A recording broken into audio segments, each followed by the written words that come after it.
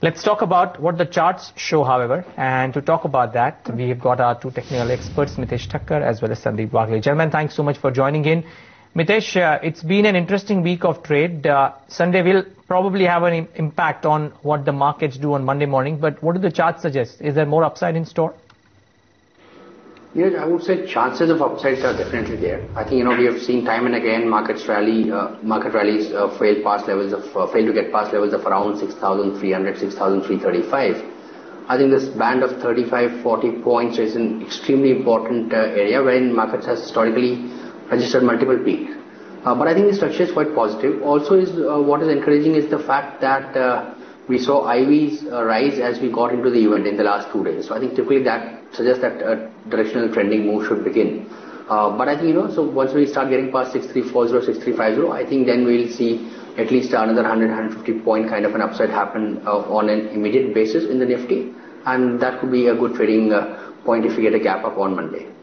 Sandeep, irrespective of what happens to the FPO and, the allotment that comes in, pure play for the trader, what do the charts of Power Grid suggest? Neeraj, one thing I would like to say is that it had the highest open interest today, so that is very, very positive. The way it has closed and the volumes that it has displayed do suggest that the move, initially I was of the opinion that move will stop at 98, 99, which is coming today. Now I think the move can extend to 102, 103, so a very clear 4-5% trading upside is what I would think of. And in case we are able to clear that 103, 104 strong resistance area, we may even go to 110 or so. That was where I would really be positive. So I would buy in above 104 and play for that 7-8% trading upside. But as of now, some more positive upside is what I would talk of.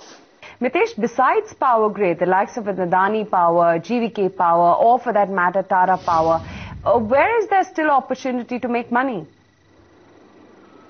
See, I think, this entire space looks attractive to me even from current levels. I think Adani Power has met the first targets of 40, but I don't think there has been any kind of slowdown of the signal or, momentum loss in the charts. So my belief is that maybe 43, 44 is what we are looking at. Tata Power can possibly go up to about levels of 95. It's also given a breakout above its 200 average today. And I think, 94, 95 is the first area. And I think possibly even 100 can be tested over here. So I think there's still some good trading momentum left in these stocks. Both the flagship stocks can do well. The one which has not really participated is R Power. But I think if it starts trading about 78, 78 and a half, then you might see a momentum breakout happening there as well. Sandeep, cap goods in particular, the BHES, Thermax, Crompton Greaves, Voltas, would you buy anything Monday morning? Not necessarily, Neeraj, Monday morning, but we have been buying these stocks, Voltas at 100 level, a Crompton at 110 level, so on and so forth. LT we have recommended almost 20-30 rupees lower. So yes, if you want more safety, go for an L&T. I would say L&T and followed by BHEL. If you want to be more aggressive as a trader, you want in fast returns, go for a Crompton or a Voltas. But I won't say buy it on Monday morning because I would buy them on a 4-5-6% trading downside, a corrective move and play. I don't think that they will go up one way after such a stupendous move has occurred or happened. So I would buy them on a correction is what I would say. Mitesh, would you play any of them? A Renuka, maybe a Bajaj Hindustan or a Balrampur Chini? The chart setup is positive. I'm just waiting for some kind of breakout to happen on the upside to confirm, further movement or trended movement to take place. I think Renuka needs to get past 22.5 and then we can look for another 8-9% upside, 24.5, 25 being the next supply point. I think Bajaj Hindustan has declined a lot, extremely oversold on medium-term charts, but needs to start getting past 15.75 to suggest that it's starting a short to medium-term uptrend. And then we can look at targets of around 18.5 or so. So I'm positive on the sector, but I think, we'll trade as the price kind of gives confirmation of trend on the upside. Coming on these stocks, Mitesh, Strides and Jubilant Life, how much more downside do you see? I think, Jubilant Life in fact has gone through a good uptrend from levels of sub 100 to about 140 and it's corrected from those levels 140, 140 plus to about 120. My belief is that in case it continues to decline below 115, then I think we might look at 107, 105 being tested on the downside and I think that should be it. Strides, I don't have a view.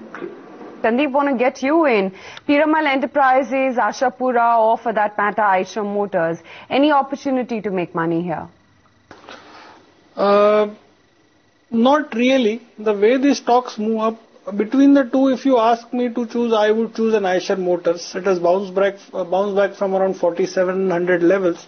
Can move up to 5,000, but that would be over a period of a few weeks or so. I would buy it as an investor or a position trader. You can't take a trade for the next few days. So near a strong support, Eicher Motors.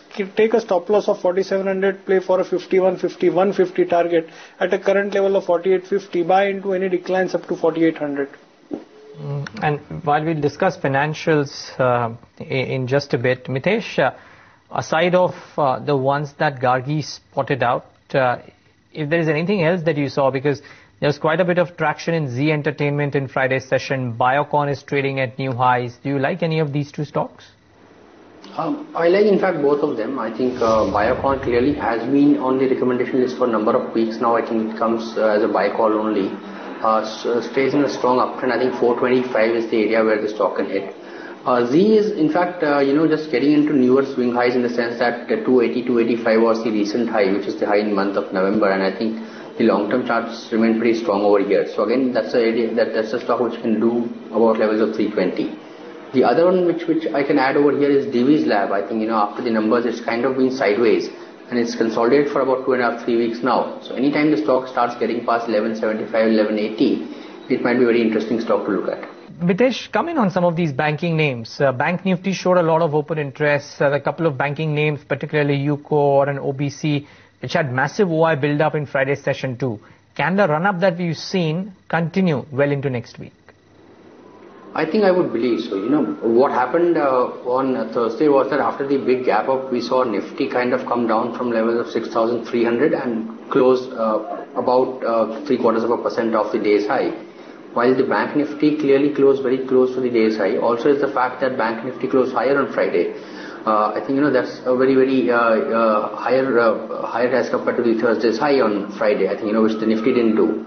So I think that's a very positive setup. Also, along with the kind of movement in the Bank Nifty, a lot of these banking stocks generated strong buy signals. So I think all of these PSU banks, particularly PNB, State Bank of India, Canara Bank, the smaller ones like UCO Bank and Allahabad Bank have given buy signals. And I would be positive on them unless until Monday even turns out to be something drastically negative. Well, at the other end of the banking pack was clearly FMCG, which was at the bottom of the pack. In fact, the BSE FMCG index lost about almost 3%. Sandeep, what's looking weakest out of the FMCG basket right now? Aisha, we were sellers in Hinge Unilever in the last week, but I'm not certain whether at the current levels I would be comfortable.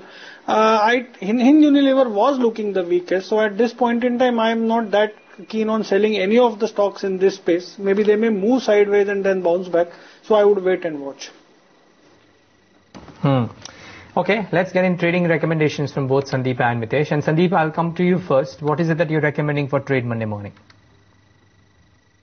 Neeraj, not sure about a Monday morning, but I would use this choppiness in the markets that, if at all there is any, to buy a Biocon that has given a long-term positive pattern. I mean, I would expect a 30-40% upside in 2014 in the first 3 to 6 months.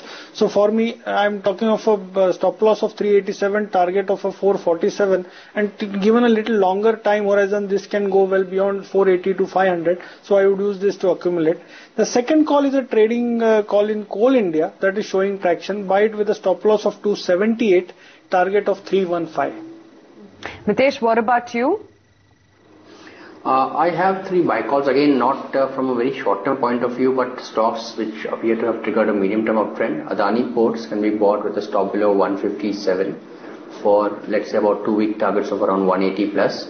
IDFC is a buy with a stop at 107 for targets of 120, 125, and being a low beta stock, again it can take about 8-10 trading sessions to reach there. And I've got a buy on ICICI Bank. This is slightly short term in the sense that 1200 is an important area for the stock. So buy with that target and keep a stop below 1122.